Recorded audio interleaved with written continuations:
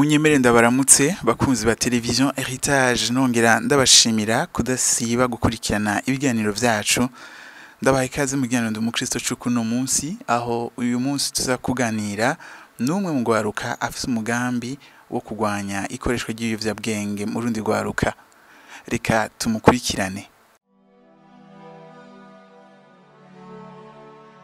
Nitwa Jocelyn Baragengana amazina nawe n'abavyeyi. Of course hari abandi banyita andi mazina ku marezo benshi banyita député w'abajene. Ariko uko biri kose Jocelyn niryo canke Jo iyo mazina nanje.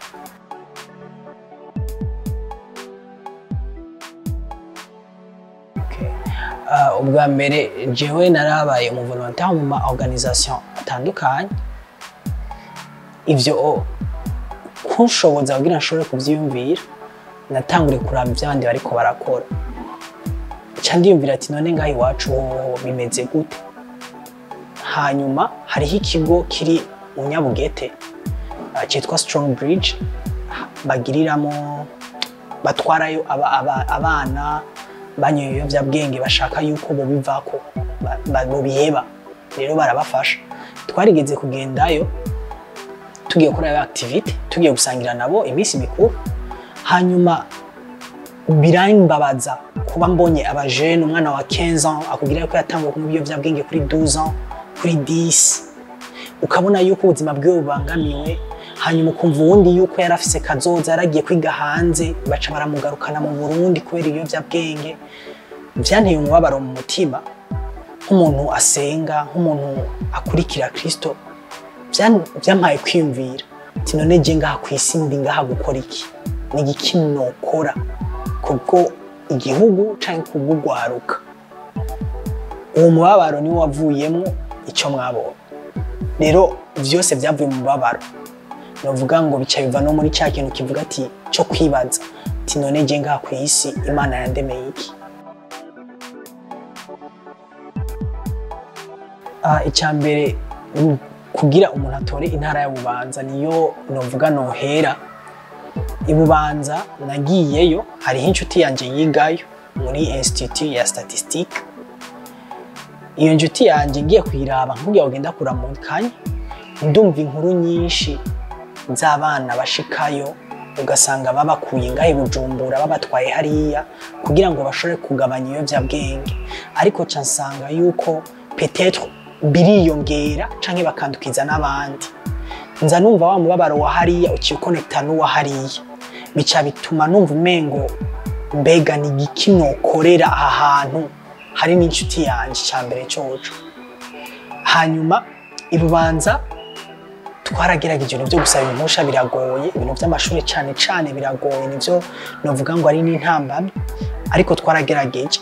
Tugiyeyo twabonye ukuboko kw'Imana kubera ibintu byose tubikora ducentra Imana, kubera ko addiction ushobora kuyigwanya wibagiye Imana. Ushobora kugwanya addiction ariko urakeneye n'ubundi bushobozi bw'Imana. Tugiyeyo twarashoboye kuba twohura n'abanyeshuri, ariko kubera ko umunyeshuri wese aba yumva umengo none ivyo bintu baje kutubwira bama bazi ko ari vya bindi nyene. Ariko tumaze gushikayo twarashoboye kuvugana nabo dukoresheje amatara yabo, turabereka yuko urashobora gukoresha talent yiwawe utarinze kubiyovyabwenge. Urashobora gukora ivyiwawe byose ukora Imana yaguhezagije utarinze gukoresha ibiyovyabwenge. Rero muri make novuga ngo twarashoboye guhura n'abanyeshuri bashika kuri 50 kubera ko abandi bumva umengo ntibikenewe. Ariko kuhava twavuye tubonye ganza c'Imana batubwira ati muze mugaruke, turabasabye muze mugaruke, ibintu byari bikenewe n'abandi nibabimenya yuko ibi bintu ari byo mwari ko muravuga, ndizera yuko baza kwicuza igituma bataje. Ariko hakuru twarashoboye kujana n'umuntu yaravuye muri ico kigo cyo mu Nyabugete atanga témoignage y'ingene vyagenze, y'ingene yashoboye gupfa kubera overdose, ariko Imana iramugarukana mu buzima. Acavuga ati je numva tasoni ibintera kugira ndabwire yuko nabikoresheje, kandi kugira ndabwire yuko namwebwe ibi bintu mu biheba. Rero twarakoresheje uburyo butandukanye. Gukorana n'abajene n'ibintu bigoye, ariko twarakoresheje uburyo butandukanye kugira ngo dushobore kuvugana nabo bitomoye dukoresheje ururimi rwabo, dukoresheje inkuru zabo, dukoresheje n'inkuru zacu, kubera umuntu wese arafise addiction kanaka. Ego je nka jewe ndabiye mu ruhande ng'umuntu ari addicted cyangwa umuntu afise addiction kanaka, biragoye kugira ngo jewe nze ndakubwira ati hebe ibi bintu. Icyambere umuntu afise addiction, umuntu aba yumva umengo atandukanye n'abandi bantu, arakeneye urukundo, arakeneye kumva yuko ntumuciye urubanza, arakeneye kumva yuko uramutahura, arakeneye kubona abandi muri mwebwe nabo babikoresheje, arakeneye kubona ama example y'ama situation we yaciyemo n'abandi bariko barayacamo. Rero yuko byoba uvuze yuko byoba gute biri efficace, yuko gukoresha ijambo ry'Imana cyangwa gusengera hamwe nabo byoba biri efficace gute? Kuba biri efficace nuko icyambere ijambo ry'Imana n'ubuzima ritwereka situation zose ducamo. Mu jambo ry'Imana harimo ama situation yose, harimo situation zo y'umumaraya, harimo situation y'umuntu yayobye akaviwawe akangara umwana w'icyangazi. Ayo ma situation n'ama situation tubamo muri munsi. Aya n'ama situation umuntu anywa ibiyovyabwenge baramwirukana iwabo, bakamuheba, bakamuta. Iyi ni situation iri muri Bible. Rero gufatanya Bible, gufatanya gusenga navyo bica biza muri ya sense yo kumva ati hariho ubundi bushobozi buruta ubushobozi twe dufise. Ibi byose dukora tubikora ku bw'iwacu, tubikora ku bw'Imana. Bivuze ngo jewe ngiye kugaragaza ubushobozi mfise, peut-être ubu expert mfise muri ivyo bintu byo kwigisha, nshobora kugaragaza jewe, ariko ni gute nshobora kugaragaza Imana mu byonze kugira ngo Imana ishobore kunkoresha neza mu byo ndiko ndatanga? Kubera ko kimwe gihari, twese ngaha ku isi hari gituma duhari, kandi gituma duhari ku isi nuko hari Imana dushaka. Bisigura ngo dukoresheje gusenga, dukoresheje kwigisha biciye muri Bible, urugwaruka rumeze nkaho gwaragiye muri eglise baragwirukana kubera rumwe ibiyovyabwenge, urugwaruka gwaragiye muri eglise kubera gwambara déchiré baragwirukana. Ariko uciye ugenda wambara déchiré, uciye ugenda nawe uvuga rujya rurimi rwabo, uciye ugenda wabwira ati nanjye byaranshikiye muri eglise barankurayo, atariko uno munsi ndakuzaniye ubutumwa bwiza, aca abona umengo ni yindi isi yinjiyemo, bigatuma yumva umengo birashoboka yuko n'abantu bavuga ijambo ry'Imana bashobora kunyegera, birashoboka yuko n'abantu basenga dushobora kuvugana, kubera ko abana n'abantu baba barihevye. Gusenga bumva umengo ntibigishoboka, gusoma ijambo ry'Imana byo aba yaribagiye. Bisigura ngo uciye umuzanira iyi information umwereka yuko biracashoboka, hariho umuntu akigukunda malgré yuko bose baguhevye, malgré yuko bose bagutaye, biracashoboka. Ntitwitaye ku biyovyabwenge unwa, ntitwitaye ku ngeso ufise, ariko tukubwiza ukuri yuko natwebwe ntituri parfait, natwebwe ntiturabera, nta muntu yera hari, ariko twese tukeneye ubuntu buva ku Mana.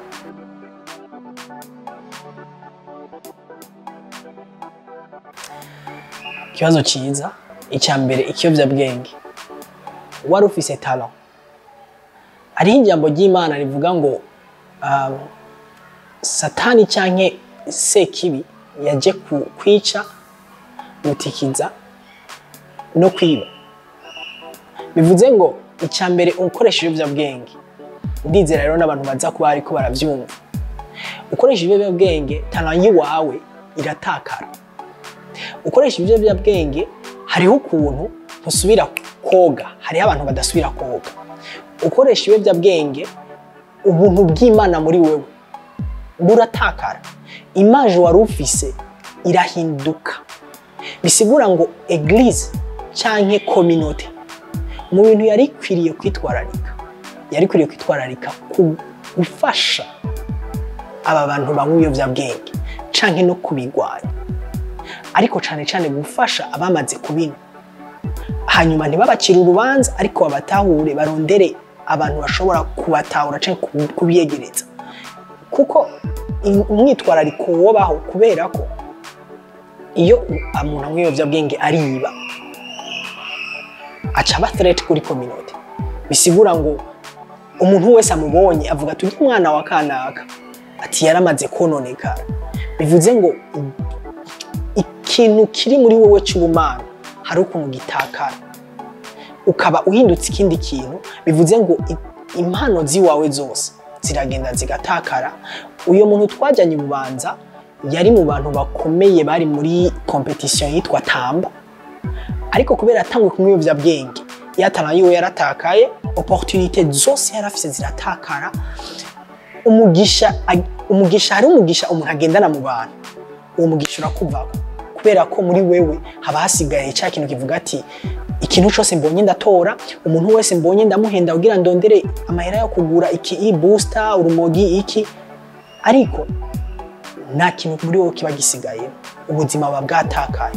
Bisigura ngo haba hasigaye ikintu kigaragara kiko kiragendagenda kubera nta vyizigiro vya kazoza ubufise, nta mugambi wa kazoza uyumvira. Wowe uyumvira aha naha ndabironse sawa biraheze, ndaryohewe sawa biraheze, ariko ntiwiyumvira ngo mbega ejo hoho bimeze gute. Bisigura ngo communauté canke église byari bikwiriye kuvyitwararika kubera ko ugwaruka ruri mu biyovyabwenge si gwaruka gwejo, si bwo Burundi bwejo, ahubwo bugarukira aho nyene. Bisigura ngo nta Burundi bwejo tuba dusigaranye, tuba turiko tugenda taho turiko turaca. Ibiyovyabwenge tubiretse bisigura ngo nta buzima buhari. Ego inyuma y'Ububanza twaragerageje kuza turasaba impusha henshi hashoboka, ariko nkuko navuze impusha ziracyari intambamye cyane, kuko icyambere babona uri umujene uje kuvuga ku biyovyabwenge canke nawe uje kubiteza canke uje kubibwira abantu babinwe. No, bivuze ngo kuronka impusha biracyari intambamye. N'umuntu wese yoba ashoboye gusiporta mu bintu by'impusha, platform twokoreramo no kuri yo bidufashamo, kubera ko icyambere ugiye gusaba uruhusha hari igihe bakubwira tuzogaruke mu gice cya gatatu. Ntiducike intege kuko turabizi yuko nitwitayeho ngo kuronka ngo amashuri menshi ngo twemerere, oya, twitayeho ko Imana hari ishure kanaka yateguye tuzojamo, reka twemere. Hanyuma iryo shure harimo umuntu umwe canke babiri bazokwakira Yesu, bagahindukira bagafata inzira nziza, bakava mu biyovyabwenge canke bakava mu nzira mbi zabo bagakurikira inzira nziza ya Yesu. Bivuze ngo uko biri kose ntiducike intege, impusha ziboneka zitaboneka dukomeza turondera kandi dusenga tuvuga ati Mana, hariho umuntu, hariho umujene ari mu ishure kanaka, ari muri université kanaka, umutima wiwe kurondera ariko atanzira afise, ariko yaboshwe n'ibiyovyabwenge canke yaboshwe na addiction kanaka. Turashaka yuko iryo shure ari ibyo dutwara, naho yoba umwe mu majana abamaze, kuko ijambo ry'Imana riravuga neza yuko umunyabyaha umwe ahindukiye akareka inzira ziwe mbi, mwijuru haba umunsi mukuru. Bivuze ngo dukoze umunsi mukuru mwijuru kubera hihanye umunyabyaha umwe ku isi, twebwe abisi bashobora kubona ko ari umunyabyaha umwe yahindukiye canke yahevye ingeso ziwiwe, ariko mwijuru ni ikintu gikomeye cyane. Rero duha agaciro cyane ijuru, duha agaciro cyane igikorwa Yesu yakoreye ku musaraba. Yego, reka tubashimire kuba mwabanye natwe kuva mu ntango gushika mu mpera za kino kiganiro. Reka tubabwire tuti muri ndi umukristo tuzosubira ubutaha. Bye bye.